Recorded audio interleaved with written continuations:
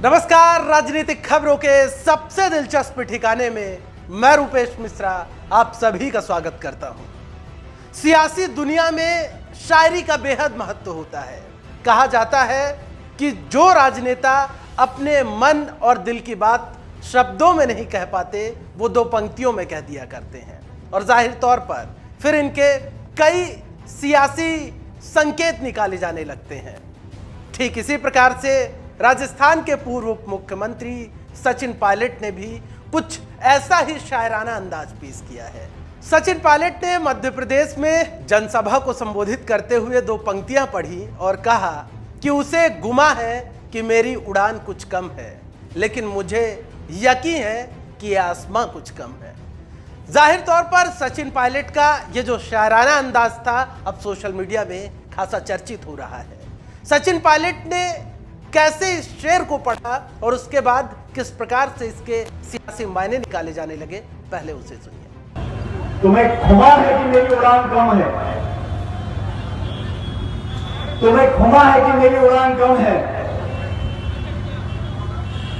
मैं यकीन से बोल सकता हूं आसमां भी कम है। तो सुना आपने, सचिन पायलट ने ये संकेत दिए हैं आगामी सियासी भविष्य के। जो राजनीतिक प्रेक्षक हैं अब अलग अलग अनुमान सचिन पायलट के शायरी के लगाने लगे हैं। खैर, ये कोई पहली मर्तबा नहीं है जब राजनेता शायरी के जरिए अपने दिल की बात जनता के समक्ष रखी हो। आपको ध्यान होगा कि सचिन पायलट जब इस संबोधन को दे रहे थे तो इसके पहले उन्होंने एक बात कही जो जाहिर तौर पर गौर करने वाली है। सचिन पायलट ने कहा कि जब मैं मध्य प्रदेश चुनाव प्रचार के लिए आने वाला था तो लोग मुझसे कह रहे थे कि क्या आप मध्य प्रदेश जाएंगे पार्टी का प्रचार करने के लिए, वहां पे आप वोट मांगेंगे। इस बात पर उन्होंने भूमिका बनाते हुए कफस अंबालवी साहब का यह शेर पढ़ा। एक बार फिर सुनिए कि सचिन पायलट ने किस तरीके से एकदम शायराना अंदाज में अपने दिल की बात आम जनता के सामने रख दी। सुनिए पायलट का ये शेर। तुम्हें खुमा है कि मेरी उड़ान कम है,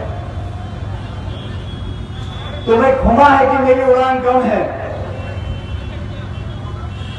मैं यकीन से बोल सकता हूं आसमां भी कम है। सचिन पायलट का यह बयान इसलिए भी अहम हो जाता है क्योंकि सचिन पायलट ने ये शायराना अंदाज सिंधिया के गढ़ यानी अपने जिगरी के मैदान में कही। आपको बता दें कि सचिन पायलट मौजूदा वक्त में बिहार दौरे में है। बतौर स्टार प्रचारक वो कांग्रेस पार्टी के लिए बिहार में प्रचार कर रहे हैं। लेकिन सचिन पायलट का जो सबसे ज्यादा चर्चा में रहा वो रहा मध्य प्रदेश दौरा, क्योंकि जाहिर तौर पर मध्य प्रदेश में कांग्रेस पार्टी ने जिस ग्वालियर चंबल संभाग की पायलट को जिम्मेदारी सौंपी थी वो ग्वालियर चंबल संभाग ज्योतिरादित्य सिंधिया का गढ़ कहा जाता है। और इस गढ़ में सचिन पायलट ज्योतिरादित्य सिंधिया को चुनौती देने पहुंचे थे और यह बात किसी से छिपी नहीं है कि ज्योतिरादित्य सिंधिया और सचिन पायलट का याराना जो है वो वर्षों पुराना है। लिहाजा लोगों की निगाहें भी टिकी थी, लेकिन यह बात भी किसी से छिपी नहीं है कि सचिन पायलट और ज्योतिरादित्य सिंधिया का याराना कितना प्रगाढ़ है।